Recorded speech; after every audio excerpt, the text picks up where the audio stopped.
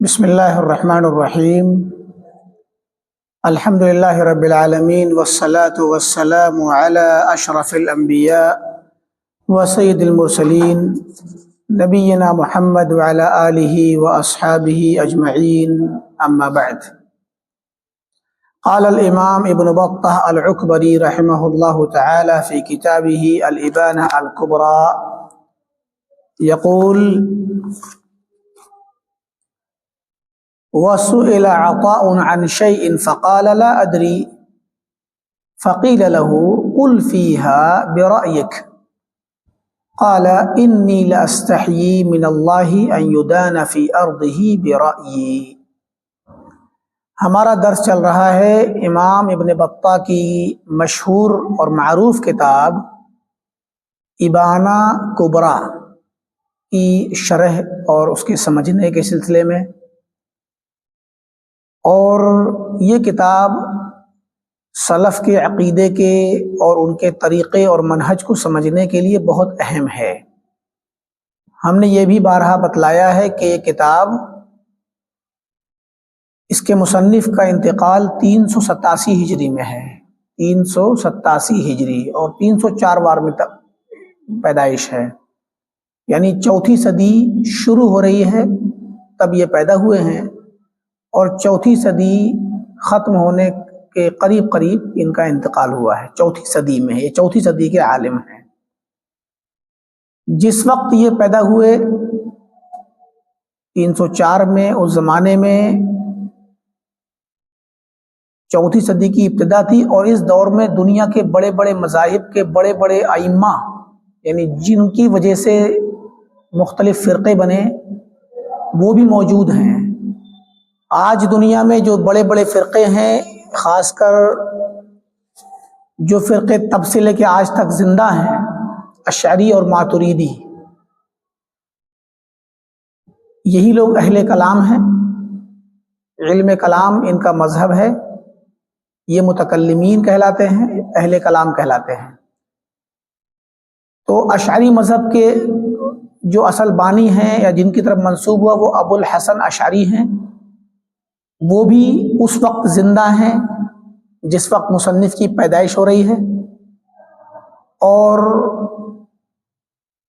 زیادہ مشہور ہے کہ 324 میں ان کا انتقال ہوا، اور بھی اقوال ہیں 26-28 کے بھی، لیکن 324 زیادہ مشہور ہے۔ یعنی جس وقت ابو الحسن اشعری کا انتقال ہو رہا ہے تو اس کتاب کے مصنف کم و بیش 20 سال کے 20-22 سال کے قریب ہیں۔ اگر 24 میں ہوا تو 20 سال کی عمر ہے، یعنی نوجوانی کی عمر میں آ چکے ہیں۔ تو انہوں نے ابو الحسن اشعری کے، اور یہ خود بھی بغداد کے قریب کے ہیں، العکبری، عکبر جو جگہ ہے وہ عراق ہی میں ہے، اور ابو الحسن اشعری بھی عراق ہی کے علاقوں میں پائے جاتے تھے، وہیں پر ان کا پورا مشغلہ تھا۔ تو انہوں نے وہ ساری حالات دیکھے ہیں، اور اس زمانے میں جو سب سے بڑا فرقہ تھا وہ معتزلہ کا تھا۔ معتزلہ، اور ان کے ساتھ ایک فرقہ تھا جہمیہ۔ یہ لوگ جو تھے وہ علم کلام کے اصل، علم کلام کو سمجھ لیجئے ترقی دینے والے، اور علم کلام کو اپنا کر کے اس کی دلیلوں کے ذریعے کتاب و سنت کے اندر دخل دینے والے، اور اسلام میں ایسی بدعتیں ایجاد کرنے والے تھے جو بہت بڑی بڑی تھیں۔ اتفاق یہ ہے کہ اس امت میں، امت اسلامیہ میں، بدعتوں کا جو رواج شروع ہوا تو بدعتیں سب سے پہلے زیادہ بڑے پیمانے پہ جو بڑی بڑی بدعتیں آئیں وہ اعتقادی بدعتیں تھیں، فکری بدعتیں، ان کو فکری گمراہی کہہ سکتے ہیں آپ۔ تو فکری بدعتیں، وہ بدعت جو ہے بدعت مگر فکری طور پہ ہے، عمل میں نظر نہیں آئے گی جلدی۔ عملی بدعتیں بھی ایجاد ہوئیں، لیکن شروع کے زمانوں میں عملی بدعتیں کم تھیں، مگر جو فکری بدعتیں تھیں ان کا بہت بڑا وسیع پیمانہ انہوں نے اختیار کیا، بڑے پیمانے پہ پھیلی. تو انہی فکری بدعتوں میں یہ لوگ مبتلا تھے، جہمیہ اور معتزلہ. مطلب مختصر میں اگر ہم بتائیں تو آپ جان لیں کہ مثلا قرآن کریم اللہ نے نازل کیا اور اللہ کے نبی صلی اللہ علیہ وسلم پر قرآن نازل ہوا. صحابہ جو سب سے پہلے مسلمان ہیں ان کی زبان عربی زبان ہے، ان کی مادری زبان عربی ہے. تو اب ظاہر ہے کہ قرآن ان کی زبان میں آیا ہے، وہ قرآن کو سمجھتے ہیں، اور قرآن کو سمجھانے والی جو شخصیت ہے اس امت کے نبی وہ بھی عربی زبان والے ہیں. تو صحابہ کو دین سمجھنا آسان ہے. اور دین ہے کیا؟ تصور کریں کہ ایک آدمی پبلک کے درمیان آ کر کہتا ہے کہ میں اللہ کا نبی ہوں، اور اللہ نے جو کائنات کا خالق ہے اس نے مجھے ایک پیغام دیا ہے کہ میں وہ آپ تک پہنچاؤں، اور وہ پیغام صرف ایک خبر نہیں ہے کہ جو مجھ تک آ گئی اور میں خبر پہنچا دوں، بلکہ اس کا کلام کی شکل میں بھی ہے، وہ اس کا اپنے الفاظ میں آیا ہے. یعنی یہاں دو چیزیں ہیں، ایک ہے کہ آپ کسی کو اپنی بات کہہ دیں کہ یہ بات کسی کو پہنچا دو، وہ آپ کی بات سن لے اور جا کے بول دے کہ بھئی مجھے فلاں نے ایسے ایسے کہا ہے، اس سے بھی آپ کا پیغام پہنچ جائے گا. لیکن اگر آپ اپنی بات لکھ کر کے باقاعدہ ایک کاغذ کی شکل میں یا کسی بھی شکل میں لکھ کر کے اپنے الفاظ دیں گے، اپنا میسج باقاعدہ لکھ کر کے بھیجیں گے، جیسے آج کا زمانہ ہے کہ ایک کاغذ آفیشلی نکالا جاتا ہے، ایک لیٹر، اس پہ پوری اتھینٹک انداز میں سارے مہریں لگتی ہیں، نمبرنگ پڑتی ہے، ریفرنس پڑتا ہے، تاریخ پڑتی ہے، اور پورے اتھینٹک طریقے سے وہ جاتا ہے. تو کسی تک جب وہ پیغام پہنچتا ہے تو وہ بہت معنی خیز ہوتا ہے، وہ اس کی طرف سے مانا جاتا ہے. تو اللہ کے نبی صلی اللہ علیہ وسلم نے آ کر جب یہ کہا کہ مجھے اللہ نے جو آسمان و زمین کا خالق ہے اس نے نبی بنایا ہے اور پیغام دیا ہے مجھے، تو یہ بات صرف ایک آپ کو کہہ دی گئی اور آپ نے بتا دی، ایک یوں ہی زبانی میسج نہیں تھا کہ ایک بس سنی ہی آپ نے اور ایک بار بتا دی، بلکہ وہ باقاعدہ الفاظ تھے، وہ کلام تھا، اور وہ کلام ایسا جو انسان بول نہیں سکتا.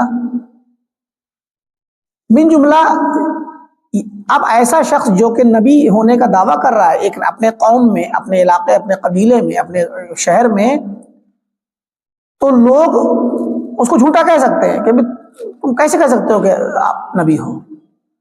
تو اسی لیے اللہ نے کلام اپنا اتارا کہ وہ کلام سن کر ہر کوئی کہہ دے گا یہ کلام تو انسان کا نہیں ہے، تو ایک دلیل کے طور پہ کلام اتارا گیا. بہرکیف نبوت کا سلسلہ جب آگے بڑھنے لگا، سلسلے سے مراد کہ نبی صلی اللہ علیہ وسلم کی دعوت جب بڑھنا شروع ہوئی تو آپ نے جب پیغام دیا تو لوگوں میں سے بہت سو نے جھٹلایا اور دھیرے دھیرے کچھ لوگ مسلمان ہونے لگ گئے. ابتدا کیا ہے اسلام کی؟ ابتدا دین کی ابتدا یہ ہے کہ ایک پیغام آپ تک پہنچایا جاتا ہے اور آپ کا کام ہے اسے قبول کرنا یا رد کرنا. کیوں؟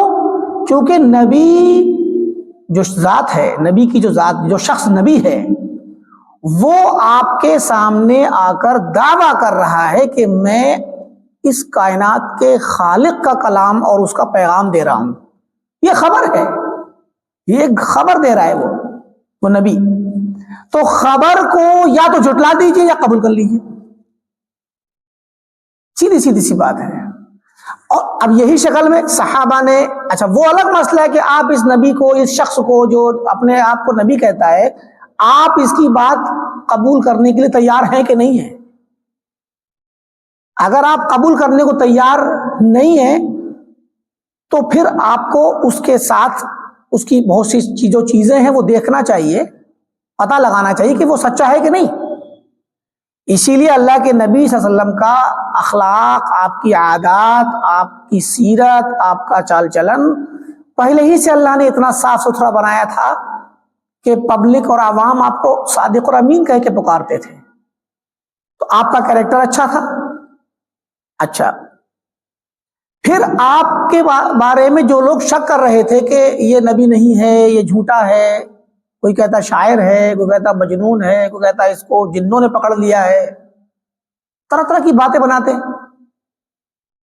تو نبی صلی اللہ علیہ وسلم کے پاس ان جھٹلانے والوں کے مقابلے میں کیا تھا؟ کیا نبی صلی اللہ علیہ وسلم نے ان سے کہا کہ بھائی جو میں کلام لایا ہوں وہ اسے ایک طرف رکھو، اب مجھ سے بات کر لو ذرا عقلی طور پہ، میں تمہیں عقل سے سمجھاتا ہوں کہ میں نبی ہوں کہ نہیں؟ ایسے کہا؟ نبی صلی اللہ علیہ وسلم نے قرآن پڑھا، آپ نے سیدھے قرآن سنا ہے۔ ایک صحابی آئے، صحابی مطلب ایک شخص آیا مکہ باہر سے، تو مکہ والوں کی عادت بن گئی تھی کہ وہ جب کوئی شخص آتا تھا مکہ میں تو اس کو فوراً آ کر کے اس کے ساتھ جا کے ملاقات کرتے اور اس سے کہتے بھائی دیکھو مکہ میں آپ آئے ہو، اچھی بات ہے، اہلاً و سہلاً، مگر مکہ میں رہو، وقت گزارو، جو بھی تمہیں یہاں پر اپنا ٹائم گزارنا ہے، نماز روزہ جو بھی اس زمانے کی عبادت تھی، طواف واف کرو، اور بس ایک بات یاد رکھنا، تمہاری بھلائی کے لیے کہہ رہے ایک شخص ہے ایسا ایسا نام ہے اس کا، اور وہ اس سے بات مت کرنا، ملاقات مت کرنا، یا کبھی کہتے کہ وہ پگلا گیا ہے، کبھی کہتے وہ اس کو جنات نے پکڑ لیا ہے، یہ لفظ بولتے تھے کہ کسی جن نے اس کو خبط الحواس کر دیا ہے، مخبوط الحواس کر دیا ہے۔ تو وہ ایک تھے، وہ جنات اتارتے تھے، جادو کے حالات کو دیکھتے تھے کہ کسی بھی جن ہو تو میں مطلب اتار دیتے تھے۔ اب انہیں پتا چلا تو بجائے اس کے کہ وہ باز رہ کے دور رہتے، انہوں نے سوچا کہ اگر ایسا شخص ہے کوئی جو اس کو جنات نے پکڑ رکھا ہے تو کوئی بات نہیں، میں جا کر کے دیکھ لیتا ہوں، جن اتار دوں گا۔ پہنچے، پتہ لگایا، نبی صلی اللہ علیہ وسلم سے بات چیت ہوئی اور انہوں نے اپنا سارا تعارف کرایا پہلے، تو پھر آپ صلی اللہ علیہ وسلم نے اپنی بات بیان فرمائی، تو وہ خطبہ حاجہ الحمدللہ نحمدہ ونستعینہ ونستغفرہ الفاظ پڑھے۔ ان چیزوں کو سننے کے بعد وہ شخص کہتا ہے کہ نہیں، یہ تو اس انسان کو تو کوئی وہ نہیں ہے، ایسا کوئی اثر نہیں ہے، اور یہ کلام تو بڑا عجیب ہے۔ تو نبی صلی اللہ علیہ وسلم نے ان سے جو بات کی وہ اپنی عقل سے کوئی بات نہیں کی، کیونکہ دین عقل سے ثابت ہی نہیں ہوتا، دین عقل سے ثابت نہیں ہوتا، دین تو اللہ کا ہے نا، تو اللہ ہی کے پیغام کو تو آگے بڑھایا جائے گا۔ اور اللہ نے ہمیں دیا کیوں ہے قرآن؟ ہمیں قرآن دیا کیوں ہے؟ تاکہ ہم اللہ کا کلام لوگوں کو پیش کر دیں، لو بھی پکڑو، تو وہ مسلمان ہو گئے۔ مکہ کے واقعات آپ پڑھیں گے زیادہ تر سب ایسے ہی ہے، عمر رضی اللہ تعالیٰ عنہ کا واقعہ ہے یا اور بھی کسی بھی صحابی کا آپ سنیں گے، تو وہ قرآن سن کر کے ہی ان کو یہ لگتا تھا کہ یہ کلام انسان بول ہی نہیں سکتا۔ بس مراد یہ کہ نبی کی صداقت اور سچائی کا پتہ لگانے کے لیے آپ اس نبی کی یا تو سیرت دیکھ لیجئے، چال چلن دیکھ لیجئے نبوت سے پہلے، اور پھر نبوت کے بعد نبی کے پاس اپنے آپ کو سچا ثابت کرنے کا ایک ہی ذریعہ ہے، وہ ہے قرآن۔ یہی معجزہ ہے جو اللہ نے آپ کو دیا، اسی کے ذریعے ہی لوگ مسلمان ہوئے، اور قیامت تک اسی کے ذریعے ہی لوگ دین کو سمجھیں گے اور مسلمان ہوں گے۔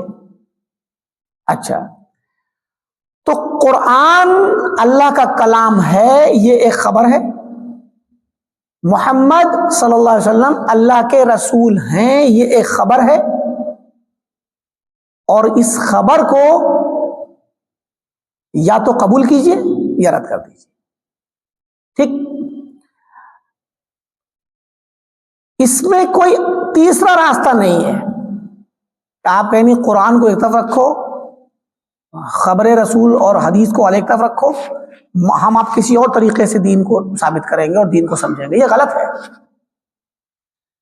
صحابہ نے ایسے ہی سمجھا، صحابہ کے بعد تابعین کا زمانہ آیا، اور صحابہ ہی کے زمانے کے اواخر میں، کیونکہ صحابہ 110 میں آخری صحابی کا انتقال ہے، 110 ہجری میں، اکثر صحابہ اس وقت تک انتقال کر گئے تھے، لیکن 70-80 کے دور میں، سن 70 اور 80-90 کے دور میں ایسے لوگ آ گئے تھے، پیدا ہو گئے تھے جو اپنی عقلوں کو لگانے لگے تھے، اور وہ بھی ایسی جگہوں کے لوگ تھے جن جگہوں پر پہلے سے فلسفہ وغیرہ پایا جاتا تھا۔ تو مراد یہ کہ اپنی عقل لگانے کا کام شروع ہو گیا تھا پہلی صدی کے اواخر میں ہی، اور اس کے بعد پہلی صدی مکمل ہوئی، 100 ہجری مکمل ہوئی، 100 کے بعد کے دور میں یہ لوگ ظاہر ہوئے۔ جعد بن درہم نامی شخص ظاہر ہوا جس نے علم کلام اور فلسفہ کی ابتدا سے کے ذریعے اس نے انکار صفات شروع کر دیا تھا، اللہ تعالیٰ کی صفات کا انکار۔ اب بتائیے، قرآن کو آپ نے جب قبول کر لیا، نبی کی تصدیق کر دی، قرآن کو اللہ کا کلام مان لیا، تو جو کچھ بھی بھائی قرآن میں آیا اس کو اب آپ کو ماننا پڑے گا، کیونکہ وہ ایک خبر ہے۔ اب آپ وہاں عقل لگائیں گے اور عقل سے کہیں گے کہ یہ مانوں گا یہ نہیں مانوں گا، تو پھر یہ آپ کا ایمان ہی سوالیہ نشان کے تحت آ جائے گا کہ آپ نبی پر ایمان لائے ہیں کہ نہیں لائے ہیں۔ تو یہاں سے یہ اس کو اب کہا جائے گا کہ صحابہ اور تابعین اور جو سلف، ابتدائی طور پہ سلف تو صحابہ ہی ہیں، تو سلف کے طریقے سے ہٹ کر کے نیا طریقہ ایجاد شروع ہوا، اور یہ لوگ اسلام کے اندر نئی بدعت ایجاد کرنے والے ٹھہرے، جنہوں نے کہا کہ ہم قرآن کو اپنی عقلوں سے ڈیفائن کریں گے، اپنی عقلوں سے سمجھیں گے، یہ بدعتی ٹھہرے۔ انہی لوگوں کی جعد بن درہم سے جہم بن صفوان نے لیا، اور جہم بن صفوان زیادہ مشہور ہوا، وہ مناظرے کرتا تھا۔ جہم بن صفوان مناظرے کرتا تھا۔ جہم بن صفوان نامی شخص یہ ترمذ کا رہنے والا تھا، اور اس شخص نے ایسا اتنا مشہور مناظرہ کیا، وہ بھی ہندوستان کے ملحدوں سے پہلا مناظرہ ہوا تھا۔ وہ مناظرہ بھی ہندوستان کے سمنی فرقے کے ہندوؤں کے یا بدھسٹوں کا فرقہ تھا، وہ غالباً ہندوستان کے دہریوں کا پہلا مناظرہ جہم بن صفوان بدعتی علم کلام والے شخص سے ہوا تھا، وہ بھی علم کلام کا ماہر تھا۔ تو ان ہندوستانی دہریوں کے نتیجے میں جہم بن صفوان بھٹک گیا، اور اس نے جو عقیدہ پیش کیا اللہ تعالیٰ کے بارے میں، وہ عقیدہ نہایت ہی خطرناک تھا۔ اس نے اللہ کی صفات کا انکار کیا۔ بعد میں یہی علم کلام جہم بن صفوان کے ماننے والوں کو جہمیہ کہا گیا، جہمیہ سے منتقل ہوا معتزلہ میں، اور معتزلہ سے منتقل ہوا اشعریہ میں، اشاعرہ اشعری لوگوں میں۔ جس زمانے میں یہ مصنف پیدا ہوئے اس زمانے میں ابو الحسن اشعری موجود تھے، اور اسی زمانے میں ایک اور مولانا تھے سمرقند کے علاقے ماترید کے رہنے والے ابو منصور ماتریدی۔ ان کا انتقال 333 میں ہوا، تو مصنف اس وقت بھی 29-30 سال کے تو ہیں ہی۔ تو یہ لوگ معتزلہ فرقے سے مناظرہ کیا کرتے تھے۔ معتزلہ اپنی بدعتوں کے نتیجے میں قرآن کی تعویل کرتے اور اللہ کی صفات کا انکار کرتے۔ ان لوگوں نے بھی وہی کیا، مگر تھوڑا مختصر انداز میں کیا۔ معتزلہ کے طریقے پر انہوں نے بدعتوں کو ہلکا کر لیا، مگر صفات کا انکار انہوں نے بھی کیا۔ بہرکیف مراد یہ ہے کہ جس زمانے میں یہ مصنف پیدا ہوئے اور ابھی 20-25 سال کے تھے، اس زمانے میں انہوں نے ان دو بڑے فرقوں کے اماموں کا زمانہ پایا ہے، ماتریدیہ اور اشعریہ۔ اور اس وقت پوری دنیا کے مسلمان انہی دو فرقوں کے ماننے والے ہیں، فکری اور اعتقادی طور پہ۔ ہمارے ہندوستان بر صغیر، ہند، پاک، نیپال، بنگلہ دیش، سری لنکا، افغانستان، یہ جو ملک ہیں، ان ملکوں میں مسلمانوں کی جو میجورٹی ہے وہ ماتریدی ہے، ابو منصور ماتریدی کو مانتی ہے، اور بقیہ پوری دنیا کے مسلمانوں میں اشعری مذہب پایا جاتا ہے. کچھ اور علاقے بھی ہیں جہاں ماتریدی چلتے ہیں، جیسے ازبکستان، تاجکستان، قزاقستان، چائنا میں بھی حنفی پائے جاتے ہیں. جہاں جہاں حنفی ملیں گے وہاں وہاں ماتریدی ملیں گے. ترکی میں بھی، بعض شام کے بعض علاقوں میں، مصر میں بھی بعض جگہوں پر کہیں کہیں اس طرح کے علاقے ہیں. رشیا کے بعض علاقوں میں آپ کو حنفی ملیں گے. تو یہ جہاں جہاں حنفی ہیں وہاں وہاں ماتریدی ہیں. اور بقیہ پورا بر اعظم افریقہ اور ادھر انڈونیشیا، ملیشیا کے علاقوں میں ادھر، اور بقیہ عرب ممالک، یہاں سب اشعری ہیں، سوائے سعودی عرب کے اور خلیجی ممالک کے جہاں پر یہ سلفی اور حنبلی پائے جاتے ہیں. مراد یہ ہے کہ اس مصنف، اس کتاب کے ذریعے ہمیں بہت ساری جو چیزیں ملتی ہیں وہ اس دور میں مصنف نے دیکھا ہے، تو اس سے پہلے کے دور کو مصنف بیان کرتے ہیں. یہ بڑی اہم کتاب ہے. اس کے ذریعے ہمیں اسلام کی فکری تاریخ کا پتہ چلتا ہے. تو یہاں جو ابھی باب چل رہا ہے ہمارا، جس پر کئی ہفتے گزر گئے، کتاب بہت بڑی ہے یہ، الابانہ الکبریٰ. تو ابھی ٹوٹل ہم اتنی کتاب پڑھ پائے ہیں ایک ڈیڑھ سال میں، تو حالانکہ اس کے بعد بھی ایک جلد ہے. اس کتاب میں جو باب چل رہا تھا، جو چیپٹر چل رہا تھا، اس کا عنوان ہے باب ترک السؤال عما لا یعنی. ایسی چیزوں کا سوال نہیں کرنا چاہیے جو انسان کے فائدے کی نہیں ہے. دین کے معاملے میں، دین کے معاملے میں آج کل لوگ کہتے ہیں نا ہمیں سوال کرنے دیا جائے. بلا شبہ سوال کرنے دینا اسلام کہتا ہے سوال کرو، مگر ایسا سوال نہ کرو جس کا آپ کو کوئی فائدہ نہیں ہے. یعنی وقت ضائع کیوں کریں گے آپ؟ وہی لوگ جو کہتے ہیں کہ ہمیں سوال کرنے دیا جائے، سوال کرنا ہمارا حق ہے، وہی لوگ اپنی پروفیشنل زندگی میں ایک منٹ بھی آپ سے بیکار کا آپ کے ساتھ شیئر نہیں کریں گے. پروفیشنل لائف میں آپ کو 10 منٹ آدھا گھنٹہ دے دیں کہ آؤ بیٹھ جاؤ، تھوڑا چائے پی لیں اور گپ شپ کر لیں، بغیر پیسے کے نہیں بیٹھنے دیں گے. آپ کو پیسہ لیں گے آپ سے. کیوں؟ کیونکہ ان کا وقت قیمتی ہے نا. تو پروفیشنل ٹائم تو آپ کا بہت قیمتی ہے، لیکن ریلیجن پہ بات کرنے کے لیے آپ کا ٹائم ہی ٹائم ہے. اور وہ ٹائم ایسا ہے کہ جو بیکار کا سوال ہو. ہاں، جو سوال معقول ہے وہ کیجیے آپ. اب غیر ضروری سوال کریں گے، بیکار کا سوال کریں گے، تو پھر وہ آپ کو بھی فائدہ نہیں اور سامنے بیٹھے شخص کو بھی فائدہ نہیں، بلکہ الٹا ہو سکتا ہے وہ آپ کو نقصان پہنچا جائے گا. تو ایسا سوال نہ کریں جس کا جواب آپ نہ خود ڈھونڈ پائیں اور نہ کوئی دوسرا انسان اس کا جواب ڈھونڈ پائے. ہوتے ہیں کچھ سوال، مستحیلات ہوتی ہیں نا. آپ کو انسان کہے کہ ابھی دہلی میں رات ہے، دن کیوں نہیں ہے یہاں پہ ایک ساتھ، ابھی کہ ابھی دن کیوں نہیں ہے؟ تو یہ کوئی سوال ہے؟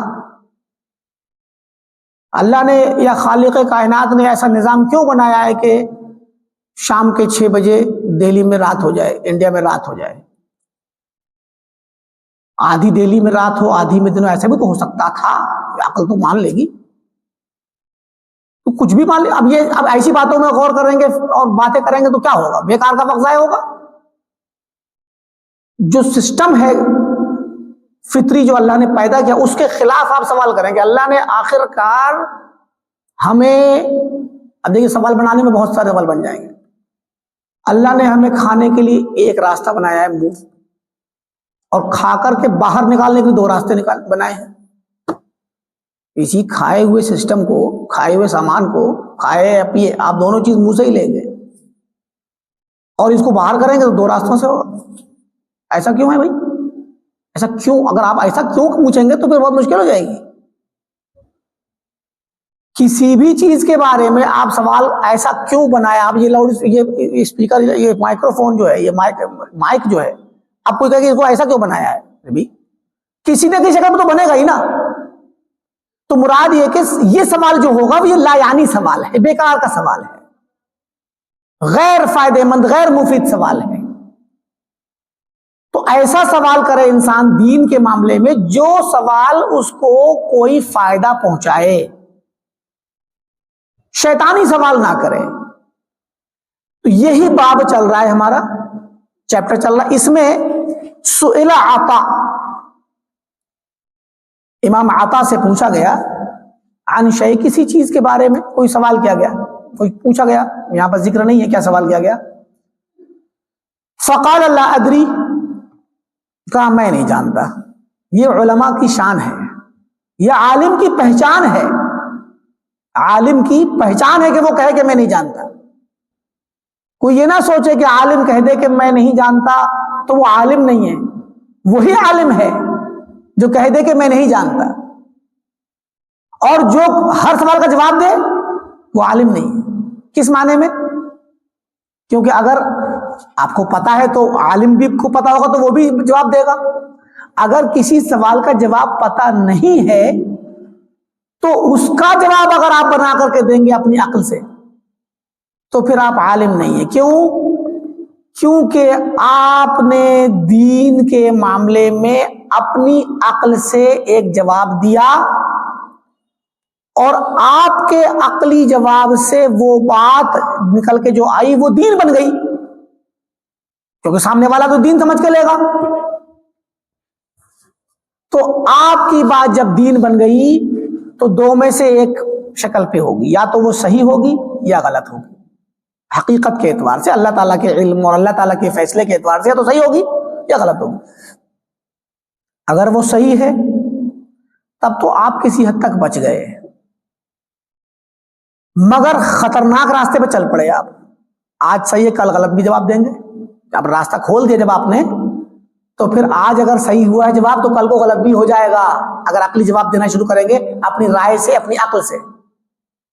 اور کسی دن اگر غلط ہو گیا تو وہ ایک غلطی آپ کو لے ڈوبے گی، بڑی خطرناک بھی ہو سکتی ہے. اچھا، اور اگر وہ غلط ہے تو بھئی آپ نے اپنے آپ کو کیوں ایسے راستے میں چلایا اور ایسے راستے پہ لے کر گئے جہاں آپ غلطی کر رہے ہیں، اور وہ انسان آپ کی طرف سے لے کر کے جا رہا ہے جواب، خود بھی غلط چیز پر عمل کر رہا ہے اور پتہ نہیں کس کس کو بتائے گا. تو یہاں آپ کو گناہ ہوگا. تو آپ اپنی عقل کے ذریعے اگر دین میں دخل دیں گے، جواب دیں گے، تو آپ خود کو خطرے میں ڈالیں گے اور ان کا گناہ اٹھائیں گے. ہوا کیا؟ کہتے ہیں کہ لا ادری، میں، انہوں نے کہا میں نہیں جانتا. فقیل لہ، تو ان سے کہا گیا کہ قل فیہا برأیک، آپ اپنی رائے دے دیجئے، اپنی عقل اور آپ کو آپ کی رائے کیا ہے وہ رائے سے جواب دے دیجئے. تو دیکھیے عالم اور اللہ والے اور یہ سلف کہتے ہیں انی لاستحیی من اللہ، مجھے اللہ سے شرم آتی ہے، ان یدان فی ارضہ برأیی، کہ اللہ کی زمین پر، زمین اللہ کی، کائنات اللہ کی، اللہ کی کائنات میں میری رائے کو دین بنا کر عمل کیا جائے. مجھے نہیں گوارا، مجھے شرم آتی ہے. میری رائے کے ذریعے کچھ لوگ جواب لے کر جائیں اور اس کو دین سمجھیں اور اس پر عمل کریں. زمین اللہ کی، رائے میری، دین اللہ کا، میری رائے دین بن کر کے عمل مجھ سے نہیں گوارا ہو، مجھے نہیں گوارا ہوگا. تو اب دیکھیے، ممکن ہے آپ کی رائے صحیح ہو وہاں پر، مگر یہ اصل شدت تقوی اور شدت ورع اور اللہ کے خوف اور اللہ کی عظمت کا احترام کا تقاضا یہ ہے کہ ہم اللہ کے دین میں اپنی رائے سے دخل نہ دیں. امام ابن سیرین سے نقل کر رہے ہیں، وعن ابن سیرین، امام ابن سیرین سے نقل کرتے ہیں کہ ان سے روایت ہے کہ انہ سئل عن شیء، ان سے ایک چیز کے بارے میں سوال کیا گیا. ابن سیرین سے، محمد بن سیرین بہت مشہور ہیں، تابعی ہیں. فقال اکرہ ان اقول برأیی، میں یہ بات ناپسند کرتا ہوں کہ میں دین کے سلسلے میں اپنی رائے دوں. اچھا، آج رائے دے دوں، ثم یبدو لی بعد ذلک رأی آخر، پھر اس مسئلے میں مجھے آج ایک رائے دوں گا، صرف رائے ہی اگر ہوگی، عقلی فیصلہ ہوگا، تو ممکن ہے کہ مجھے کل کو، پرسوں کو، کسی دن اچانک اس مسئلے میں دوسری رائے دماغ میں آ جائے، اسی مسئلے میں میری رائے بدل جائے. فَأَطْلُبُكَ، تو پھر میں تمہیں تلاشوں، فَلَا أَجِدُكَ، اور تم کو میں نہ پاؤں. تو اب آج میں تمہیں اپنی رائے سے جواب دے دوں اور تم میری بات کو لے کر چلے جاؤ اور کل میرا فیصلہ بدل جائے تو پھر میں تمہیں کہاں تلاشوں گا؟ اور تمہیں اگر میں نے نہیں پایا تو اب بعد والے فیصلے سے مجھے یہ یقین ہوگا کہ میرا پہلا فیصلہ غلط تھا، پہلی رائے غلط تھی۔ اب غلط بات لے کے تم چلے گئے اور تم دین سمجھ کے عمل کر رہے ہو تو اس غلطی کا ذمہ دار تو میں ہی ہوں گا نا، اس لیے میں اپنی رائے سے جواب نہیں دوں گا۔ تو یہ سلف کا طریقہ تھا۔ اچھا، اب یہاں اس کا تعلق اس مسئلے سے کیسے ہے جو باب چیپٹر چل رہا ہے کہ ایسا سوال نہ کریں جو فائدہ نہ دے۔ تو عام طور پہ ایسے سوال فوری طور پہ اس کا جواب بھی نہیں مل پاتا، انسان کو غور کرنے کے لیے اس میں وقت چاہیے ہوتا ہے، کبھی کبھی ایسے سوال ہوتے ہیں۔ تو اب یہاں پر ان آثار اور اقوال کے ذریعے مصنف یہ کہنا چاہتے ہیں اگر آپ کے پاس ایسا سوال کبھی آ جائے تو آپ کو بحیثیت عالم، بحیثیت مفتی یا کوئی شخص اگر جس سے سوال کیا جائے تو وہ شخص نہیں جانتا ہے جواب تو اس میں اپنی رائے زنی نہ کرے، اپنی رائے نہ دے۔ سوال کرنے والے نے سوال کر لیا ہے، اگر نیا اور اس طرح کا جو پیچیدہ ہے تو پیچھے گزرا وہاں پر نصیحتی الفاظ گزر گئے ہیں کہ ان کو نصیحت کی جائے کہ ایسا سوال نہ کیا کرو، اور جس سے سوال کیا جائے وہ شخص اس میں اپنی رائے نہ دے۔ وسئل ایضا ابن سیرین عن شیء، ایک اور کسی اور مرتبہ کا واقعہ ہے کہ ابن سیرین سے سوال کیا گیا کسی چیز کے بارے میں، فقیل لہ، اور ان سے یہ بھی کہا گیا الا تقول فیہ برائک، کیا آپ اس میں اپنی رائے دے دیجئے، کیوں نہیں دے دیتے؟ آپ اپنے طور پہ جو آپ کو لگتا ہے وہ بتا دیجئے۔ فقال انی اکرہ ان اجرب السم علی نفسی، میں نہیں پسند کرتا کہ میں زہر کا تجربہ اپنے اوپر کروں۔ زہر کا تجربہ یعنی عقل کا استعمال حقیقت میں زہر ہے۔ دین کے مسئلے میں دین کو سمجھنے کے لیے، دین کی تفسیر کرنے کے لیے عقل کا استعمال ایسے جیسے زہر کھا کر کے تجربہ کرنا، تو میں یہ راستہ کھولوں اپنے اوپر کہ جب بھی کوئی مسئلہ ہے میں اس میں اپنی رائے، اپنی عقل سے رائے دوں، تو یہ مجھے ہلاک کر دے گی یہ چیز، کیونکہ میں پتہ نہیں کیا کیا پھر کہہ جاؤں گا اور کون کون سی باتوں میں اپنے عقلی فیصلے سناؤں گا، تو یہ میرے دین کو بھی برباد کرے گی اور جن جن کو اس میں سناؤں گا ان کا بھی دین تباہ ہو جائے گا۔ تو جس طرح زہر کھا کر آدمی برباد ہوتا ہے، ہلاک ہو جاتا ہے، ویسے ہی میں اپنی عقل کے ذریعے ہلاک ہو جاؤں گا۔ تو کہا کہ میں نہیں پسند کرتا کہ میں زہر کو اپنے اوپر آزماؤں۔ وقال الاعمش، امام اعمش کہتے ہیں انما مثل اصحاب هذا الرأي، جو رائے والے لوگ ہیں نا، اصحاب الرائے، جو ہر مسئلے میں رائے سے بات کرتے ہیں، دین کے معاملات میں رائے، عقل، ان لوگوں کی مثال کیسی ہے؟ مثل رجل خرج بلیل فرأى سوادا، ان لوگوں کی مثال ایک اس آدمی کی طرح ہے جو رات میں باہر کو نکلے، شہر کے باہر سفر میں نکلے، فرأى سوادا، تو زمین میں کوئی کالی چیز اس کو نظر آئے، فظن انها تمرہ، کالی کالی سی چیز چھوٹی سی نظر آئی، رات کے اندھیرے میں بہت زیادہ واضح روشنی نہیں ہے لیکن ہلکی پھلکی کہیں سے روشنی، کوئی چیز کالی کالی دکھ رہی زمین پہ، تو اسے لگا کہ یہ کوئی کھجور ہے، کھجور پڑی ہوئی ہے کالی کالی۔ فَإِنْ أَخْطَأَهُ يَكُونُ أَقْرَبًا أَوْ يَكُونُ جَرْوَ كَلْبٍ، تو اگر وہ کالی چیز جو کھجور پڑی ہے اگر چھوٹی سی یا کوئی تھیلی ہے، اس کو لگا کھجور کی تھیلی ہے، اگر ایک کھجور ہے چھوٹی سی دکھی تو کھجور ایک کھجور کے برابر، اور کوئی تھیلی ویلی لگی اس کو کالی کالی کہ کھجور کی تھیلی ہے، تو کہا اگر کھجور حقیقت میں تب تو کوئی مسئلہ نہیں ہے، لیکن اگر غلطی سے وہ کھجور نہیں نکلی، یکون عقربا، تو ممکن ہے کہ وہ بچھو ہو، کالی کالی چیزیں بچھو بھی ہو سکتی ہے، ایک چھوٹی سی کھجور برابر تو وہ پکڑے گا تو بچھو ڈنک مار دے گا، یا اگر کسی تھیلی ویلی میں ہو زیادہ بڑی تو او یکون جرو کلب، یا کتے کا بچہ پلہ جو ہوتا ہے وہ پلہ بھی ہو سکتا ہے، چھوٹا سا پلہ بیٹھا ہو زمین میں، اب اتنی آپ کو دور لگا کہ کالی کالی چیز، شاید کوئی کھجور کی تھیلی گر گئی ہے کسی کی، اور ہو سکتا ہے تو کھجور کی تھیلی ہی ہو سکتی ہے، تب تو ٹھیک ہے، اور نہیں ہوئی تو وہ کتے کا بچہ بھی ہو سکتا ہے تو وہ بھی کاٹ لے گا۔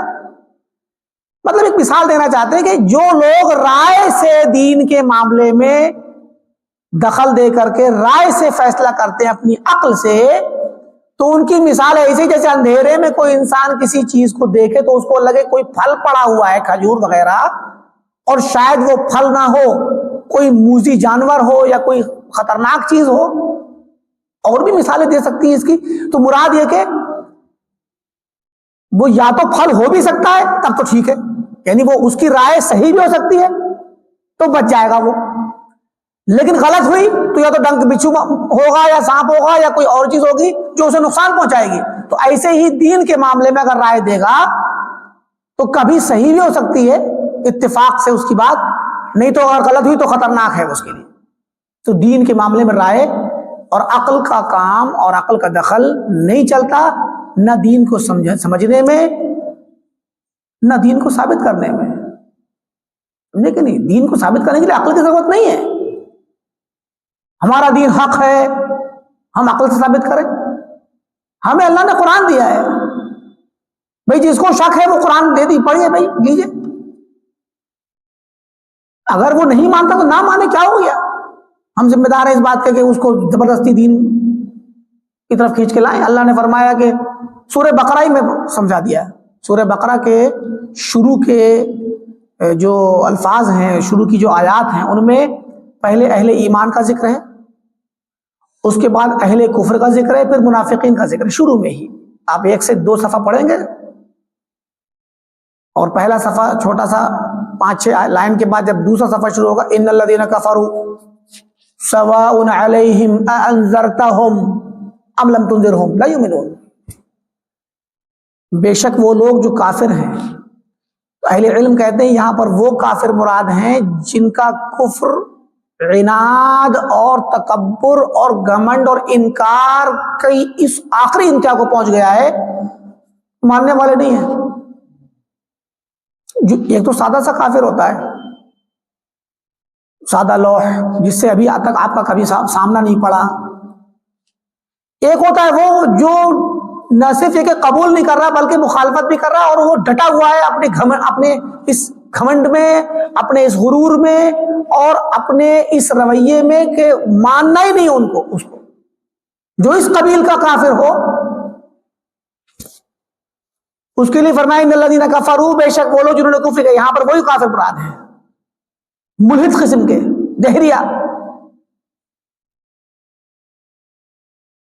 سواء علیہم، ان کے لیے برابر ہے، انذرتہم، جاؤ جا کر کے ان کو ڈراؤ، ام لم تنذرہم، یا مت ڈرو، لا یؤمنون، یہ ایمان نہیں لائیں گے۔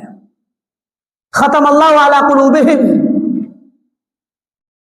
اللہ نے ان کے دلوں پر مہر لگا دی، وعلی سمعہم وعلی ابصارہم غشاوہ۔ تو قرآن نے خود فیصلہ کر دیا کہ کچھ کافر، کچھ ملحد اس طرح کے ہوتے ہیں جن کو ڈرانے کی، اچھا یہاں پر بھی کیا کہا، انذرتہم، ڈرائیں، غور کیجئے، ناظرتہم نہیں کہا مناظرہ کریں، کلمتہم نہیں کہا کہ بات کریں، اس باریکی کو سمجھنے کی ضرورت ہے۔ نبی صلی اللہ علیہ وسلم کو اللہ نے نبوت دے کر کے کفار اور غیر مسلم وہی کی طرف تو بھیجا ہے، تو ان کے پاس جا کے کیا کریں گے آپ، کیسے بات کریں گے؟ بتایا دوسری جگہ پہ، سورہ جمعہ پڑھیے، هو الذی بعث فی الامیین رسولا منہم یتلو علیہم آیاتہ ویزکیہم ویعلمہم الکتاب والحکمہ، یتلو علیہم، ان پر جا کے قرآن کی تلاوت کریں، اور آپ یہی کرتے تھے، قرآن کی تلاوت ہی کرتے تھے اور اللہ کے عذاب سے ڈراتے تھے۔ آپ یاد کیجئے پہلا واقعہ، جب آپ نے صفا پہاڑی پہ چڑھ کے لوگوں کو جمع کیا تو کیا کہا، لوگوں اگر میں تمہیں بتاؤں کہ اس پہاڑی کے پیچھے کوئی لشکر ہے جو تم پہ حملہ کرنا چاہتا ہے، تصدیق کرو گے؟ ہاں کریں گے۔ اس وقت کیا کہا؟ میں تمہیں ڈراتا ہوں اللہ کے عذاب سے، اللہ کے عذاب سے اپنے آپ کو بچا لو، جہنم سے بچا لو۔ خود دوسری وحی نازل ہوتی ہے، کیا کہا؟ یا ایھا المدثر قم فانذر، ڈراؤ جا کر کے۔ تو ڈرانے کا مطلب کیا ہے؟ جہنم سے ڈراؤ، اللہ کے عذاب سے ڈراؤ، اور یہ ڈرانا قرآن کے ذریعے ہوگا، اپنے الفاظ سے بھی ہوگا، لیکن اصل اس میں قرآن ہے۔ یہ نہیں کہا کہ جاؤ ان سے بات کرو، ان سے مناظرہ کرو، ان کو قائل کراؤ اپنی عقل سے۔ یہ نبوت کا طریقہ نہیں ہے، یہ قرآن کا طریقہ نہیں ہے، یہ اللہ کا منہج نہیں ہے، رسول کا منہج اور طریقہ یہ نہیں ہے کہ آپ عقل سے جا کر کے بات کریں کسی انسان سے۔ محض عقل کا استعمال ہوگا، عقل کا استعمال ہوگا، بات چیت تو عقل ہی سے ہوتی ہے نا۔ انسان بات کرتا ہے، عقل والا سنتا سمجھتا ہے، عقل کے بغیر تو سمجھے گا بھی نہیں کوئی بات۔ اللہ نے عقل دی ہے سمجھنے کے لیے، اور قرآن بھی عقلی طریقہ استعمال کرتا ہے، مگر قرآن کے ذریعے قرآن ہی اصل ہے، قرآن ہی اصل ہے۔ تو کہا کہ ڈراؤ جا کر کے، اور ان کے بارے میں کہا کہ ڈراؤ یا مت ڈراؤ برابر ہے، یہ ایمان نہیں لائیں گے۔ اور اتفاق دیکھیے، اور اس میں آگے ختم اللہ علی قلوبہم، اللہ نے ان کے دلوں پر مہر لگا دی، اور ان کی آنکھوں پر اور ان کے کانوں پہ اور آنکھوں پر پردہ ڈال دیا۔ اتفاق یہ ہے کہ ہم نے بتایا تھا آپ لوگوں کو کسی درس میں کہ ایک غیر مسلم شخص قرآن کریم اس کو پڑھنے دیا گیا، طالب علم تھا، کسی یونیورسٹی میں پڑھتا تھا، دہلی یونیورسٹی میں یا کسی اپنے آگے دلی کی کسی یونیورسٹی میں۔ اس کو کسی اسٹوڈنٹ نے قرآن دے دیا، اس نے قرآن کھولا، ٹرانسلیشن سورہ فاتحہ پڑھی ہوگی، سورہ بقرہ کی 5-6 آیتیں پڑھنے کے بعد یہاں آیا اسی جگہ پہ ان الذین کفروا۔ اگر دیکھا جائے تو ابھی قرآن کی یعنی 12-13 آیتیں پڑھی اس نے، اس آیت پہ آنے کے بعد کہتا ہے اس نے خود ہمیں بتایا، جس کی بات ہم کر رہے ہیں اس نے خود بتایا ہمیں، کہتا ہے کہ میں یہاں آ کر کے شاک ہو گیا کہ بے شک وہ لوگ جو کافر ہیں، انہیں ڈرائیے مت ڈرائیے یہ نہیں مانیں گے، ان کے دلوں پہ اللہ نے مہر لگا دی۔ کہتا ہے کہ اللہ نے اگر مہر لگا دی ہے تب تو ہمارا راستہ بند ہے۔ کیسے کر کے ہم، اگر اللہ نے مہر لگا دی، جو کائنات کا خالق ہے، جس کی یہ کتاب ہے، اس نے مہر لگا دی، تو اب تو پھر اس انسان کے لیے راستہ ہی نہیں ہے۔ کہتا ہے میں اس پہ رونے لگ گیا، عجیب مجھے رونا آ گیا کہ اگر اللہ تو نے مہر لگا دی تو پھر میں اسلام قبول، میں دنیا میں اچھائی کیسے پاؤں گا، یہ اسلام کو کیسے سمجھوں گا۔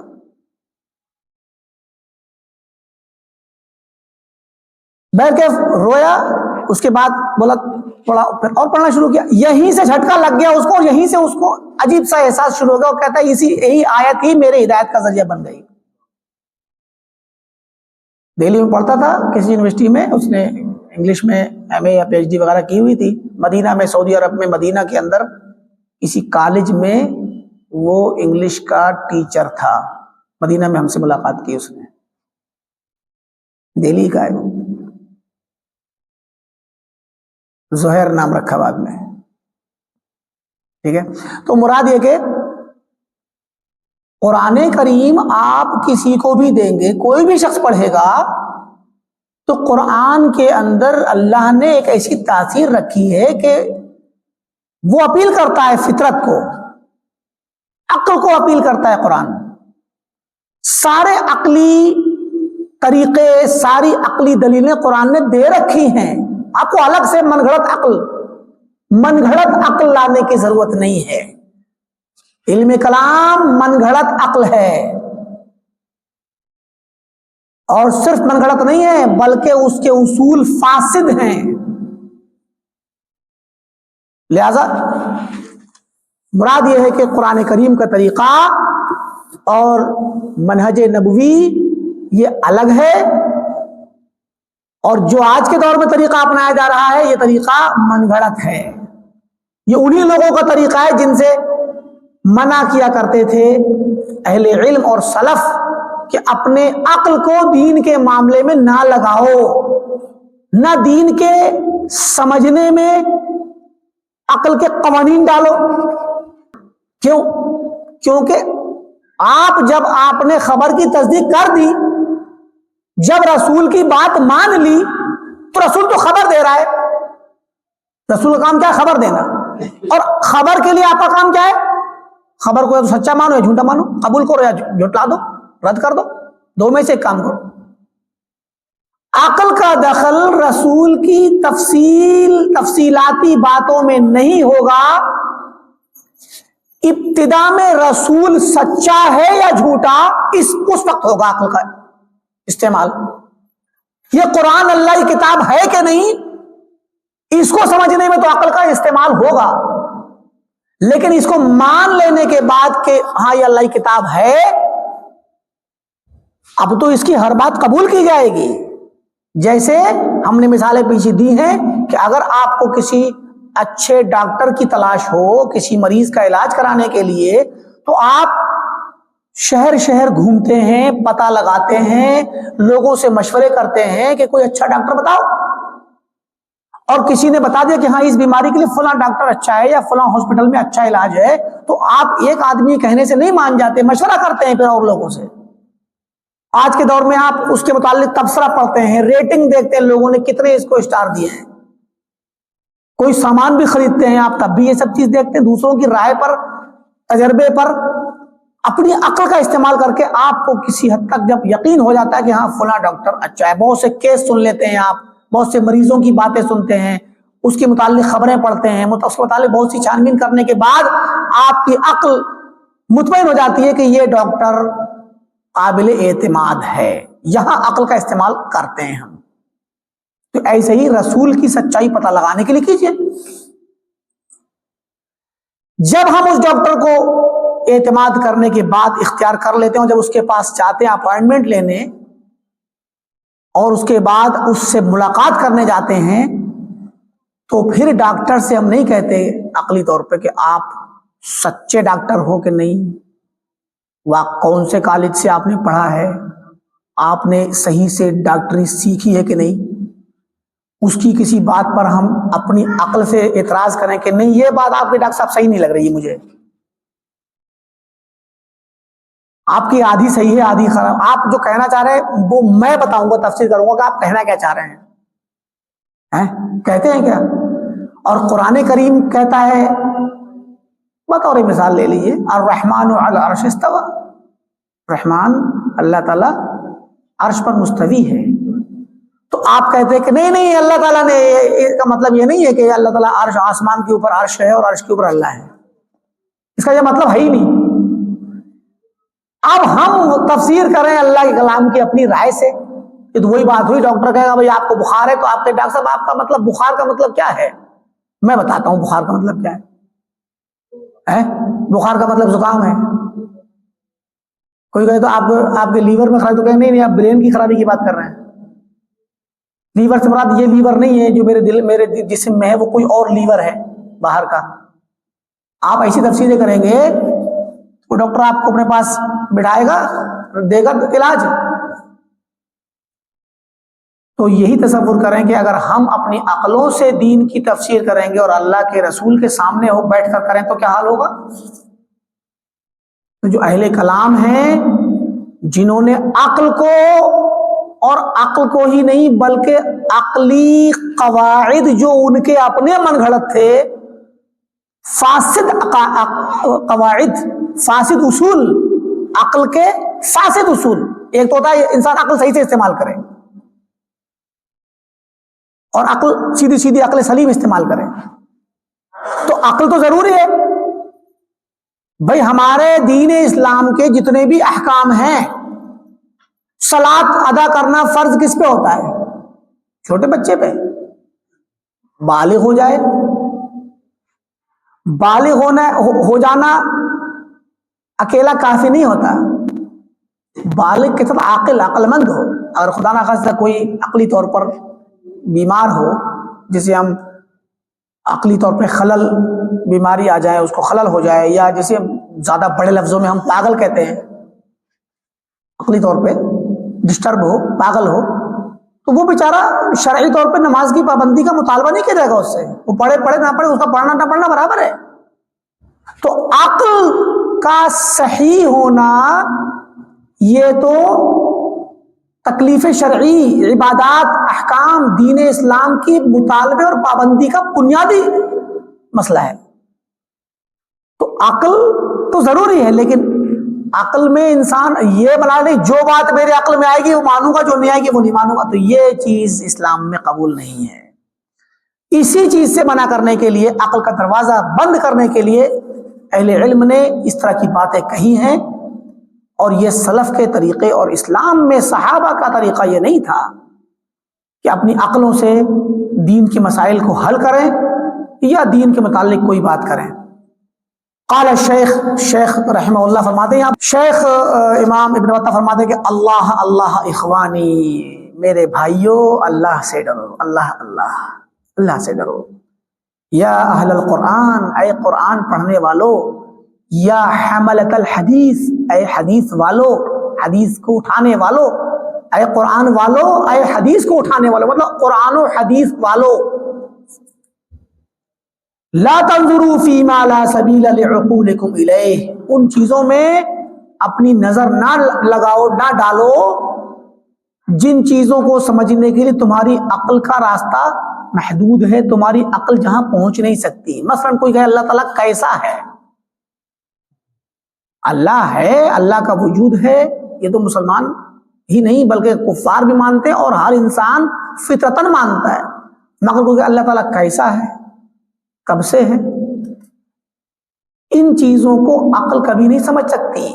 تو جن چیزوں کو عقل نہیں سمجھ سکتی اس میں عقل کو بے لگام نہ چھوڑو، ان میں داخل مت ہو، ورنہ بے چین ہو جائیں گے، ہر انسان بے چین ہو جائے گا، اور پھر اس کا نتیجہ کفر تک پہنچے گا، الحاد تک پہنچے گا،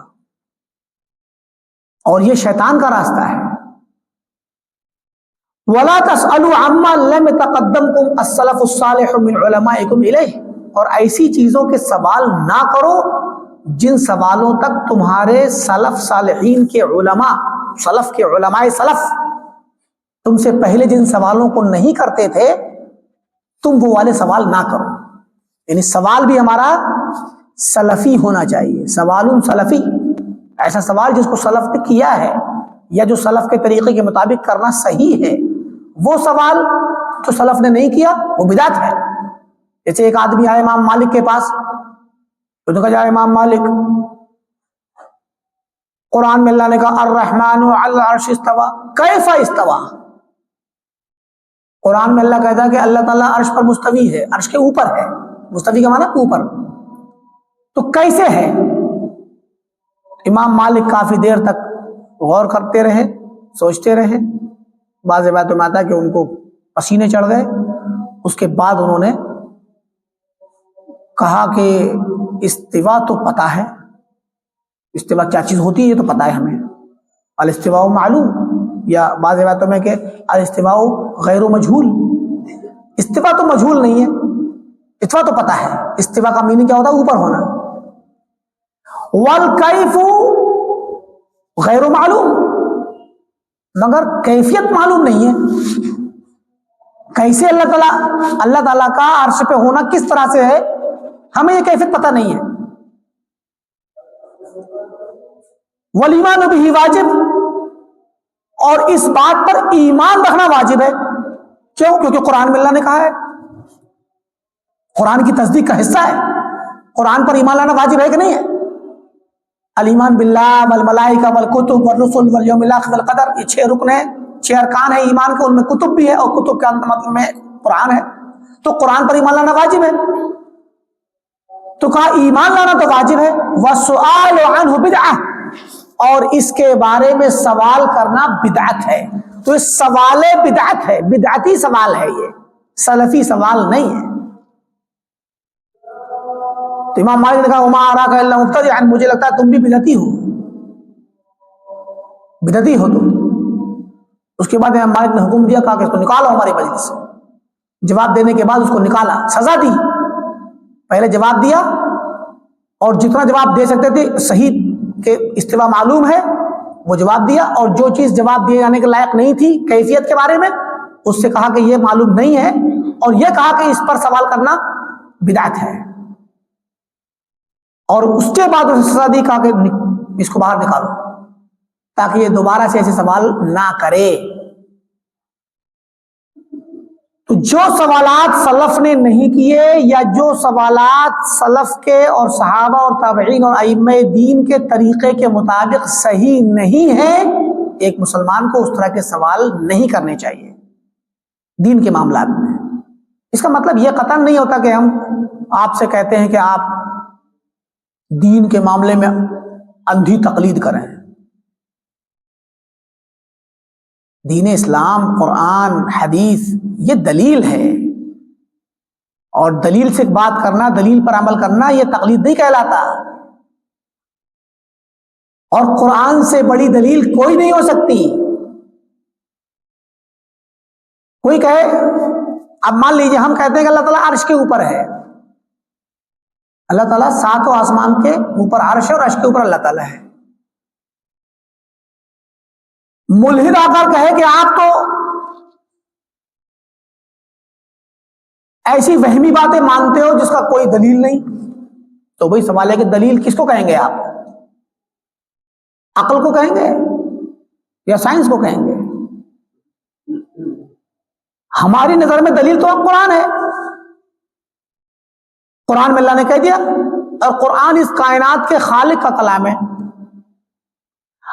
اگر آپ عقل کو دلیل مانیں گے تو کس کی عقل مانی جائے گی بھائی؟ آپ کی. تو آپ ایک بات عقل سے کہتے ہیں، دوسرا انسان بھی عقل سے کہتا ہے، دونوں کی عقل الگ الگ ہے. آپ کی عقل کہتی ہے کہ یہ بات ممکن نہیں، دوسرے کی عقل کہتی ممکن ہے. آپ بتائیں کس کی مانیں گے؟ سائنس کہتی ہے کہ ہم ایسی چیزوں میں دخل نہیں دیں گے جو ہماری پہنچ کے باہر ہے. لہذا قرآن سے کوئی بات کہنا یہ دلیل کے ساتھ کہلائے گی، کیونکہ قرآن اللہ کا کلام ہے. اب بات اس پہ کر لو کہ اللہ کا کلام ہے کہ نہیں ہے. قرآن کی اندر کی ایک آیت کو لے کے نہ کہو کہ یہ بات میں نہیں مانوں گا، بلکہ یہ کہو کہ قرآن کو نہیں مانوں گا، تو قرآن پہ بات کرو کہ قرآن اللہ کا کلام ہے کہ نہیں ہے. یہ بات بہت اہم ہے. دین اسلام کے اندرونی مسائل کے بارے میں کوئی شخص سوال کرے کہ آپ کے دین میں ایسا مسئلہ ہے، تو کہنا بھیا یہ ہمارے گھر کا اندر کا مسئلہ ہے. آپ کا کام ہے کہ آپ پہلے نمبر باہر کے بارے میں سوال کرو کہ دین اسلام سچا دین ہے کہ نہیں ہے. نبی آخر الزمان محمد صلی اللہ علیہ وسلم نبی ہیں کہ نہیں یہ سوال کرو. نبی کے بارے میں یہ سوال کرنا کہ آپ نے اتنی شادیاں کیوں کی، آپ نے یہ کیوں کیا. ارے بھائی یہ اس کا جواب ہمارے پاس سیدھا سیدھا ہے.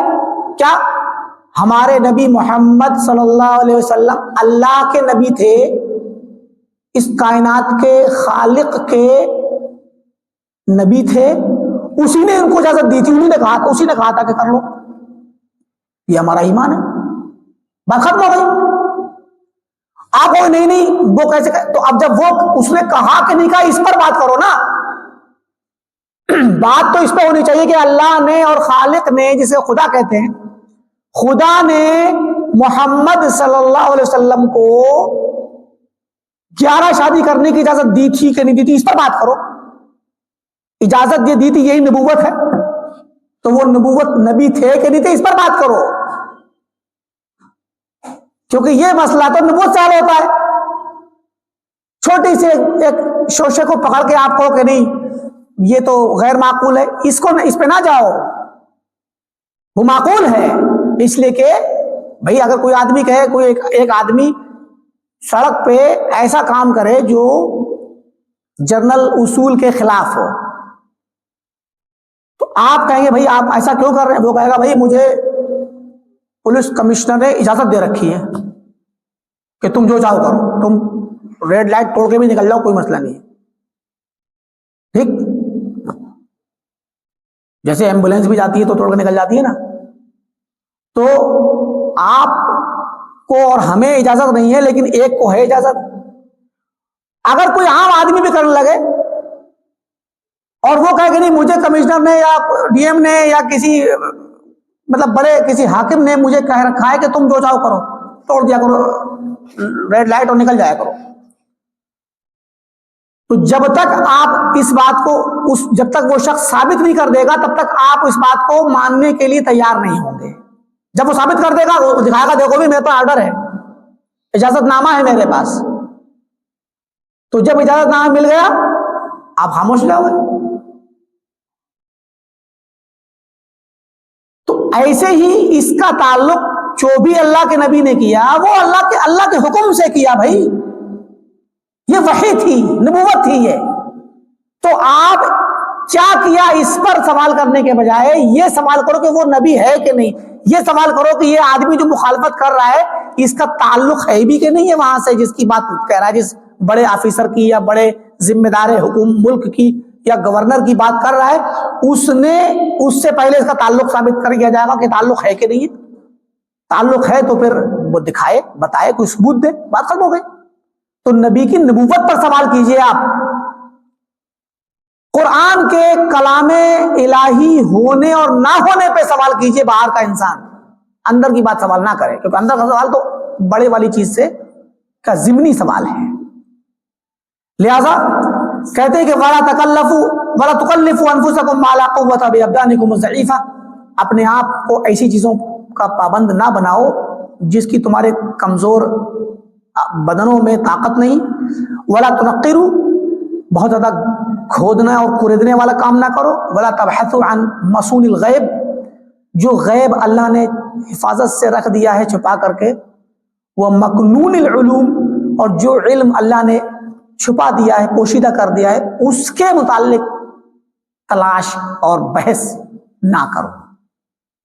کیونکہ ابھی اگر دیکھا جائے تو دنیا اور سائنس کی تحقیقات ابھی اس کائنات جو کائنات ہے، یونیورس، بلکہ ملٹی ورس کہتے ہیں، اس یونیورس اور ملٹی ورس کا پتہ نہیں لگا پائی ہے پورے طور پہ، جو کہ مخلوق ہے، مخلوق کا پتہ نہیں لگا پائی ہے کائنات کا سائنس، تو خالق کا پتہ کہاں سے لگا لے گی؟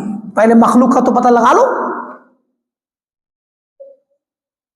اس لیے جو چیز اللہ نے چھپا دی ہے اس کے پیچھے نہ بھاگو۔ فَإِنَّ اللَّهَ جَعَلَ لِلْعُقُولِ غَایَةً، اللہ نے عقل کی ایک انتہا بنائی ہے، عقل اس سے آگے نہیں بڑھ سکتی، تنتہی الیہا، جہاں جا کے وہ ختم ہو جاتی ہے، رک جاتی ہے عقل۔ وَنِہَایَةً تَقْصُرُ عِندَهَا، اس کی ایک اینڈنگ ہے، اس کی ایک انتہا ہے جہاں پر وہ رک جائے گی۔ فَمَا نَطَقَ بِهِ الْكِتَابُ، تو جس چیز کو قرآن نے بولا ہے، جو بات قرآن میں آئی ہے، وَجَاءَ بِهِ الْأَثَرُ، اور حدیث میں اور آثار میں آئی ہے، فَقُولُوا بِهِ، فَقُولُوهُ، تو اسی کو کہو، اپنی زبان سے وہی باتیں کہو جو قرآن میں اور حدیث میں ہے۔ وَمَا أَشْكَلَ عَلَيْكُمْ، اور ان میں جو چیز تمہارے لیے مشکل ہو جائیں، جو چیزیں سمجھنا مشکل ہو جائیں، فَقِلُوهُ إِلَىٰ عَالِمِهِ، تو اس کو، ان باتوں کو جانکار کی طرف چھوڑ دو، اس کے حوالے کر دو جو ان کو جاننے والا ہو۔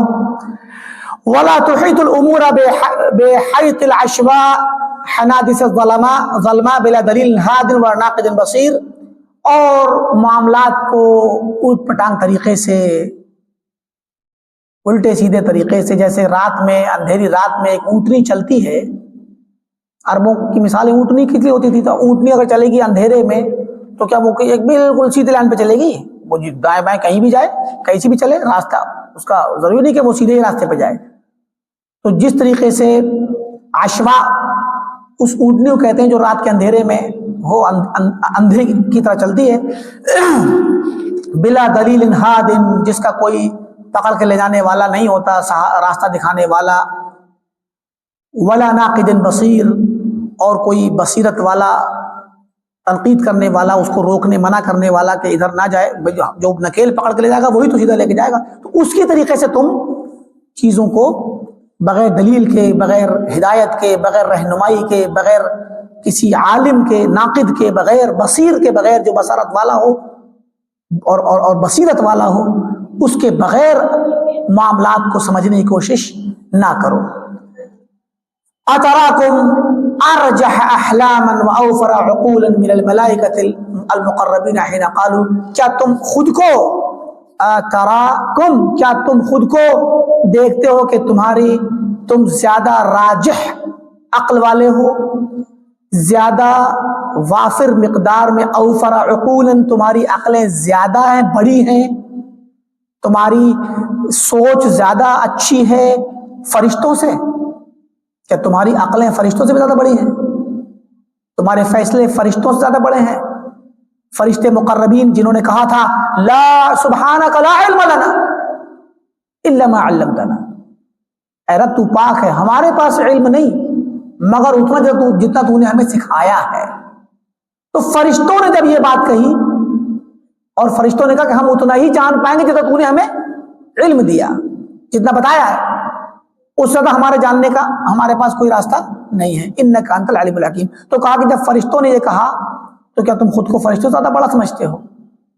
جو اللہ نے قرآن میں کہا اور حدیث میں آیا اس سے بھی زیادہ جان لو گے، یہ مطلب ہے۔ اخوانی میرے بھائیوں، فمن کان باللہ مومنا، جو شخص اللہ پر ایمان رکھتا ہے، فلیردد الی اللہ العلم بغیوبہ، تو وہ اللہ کی طرف اس کے غیب کے علم کو اسی کی طرف چھوڑ دے جو اللہ نے غیب رکھی چیزیں غائب رکھی ہیں، غیوب کا علم، غیب کا علم اسی کی طرف چھوڑ دے۔ وَلْيَجْعَلِ الْحُكْمَ إِلَيْهِ فِي أَمْرِهِ، اور اپنے تمام معاملات میں اللہ ہی کی طرف فیصلہ چھوڑ دے۔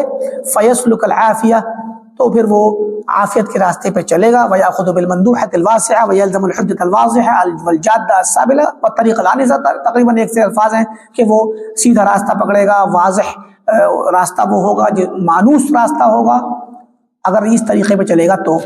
فمن خالف ذلك، اور جو اس چیز کی مخالفت کرے گا، وتجاوزه الى الغمط بما امر به، اور پھر اس کو چھوڑ کے آگے بڑھے گا اور ایسی چیزوں کا انکار کرے گا جس کا اسے حکم دیا گیا، والمخالفت الى ما نهي عنه، اور جس چیز کی سے منع کیا گیا اس کی بھی مخالفت کرے گا، جس چیز میں پڑھنے سے روکا گیا اس کی مخالفت کر کے اس میں پڑھے گا۔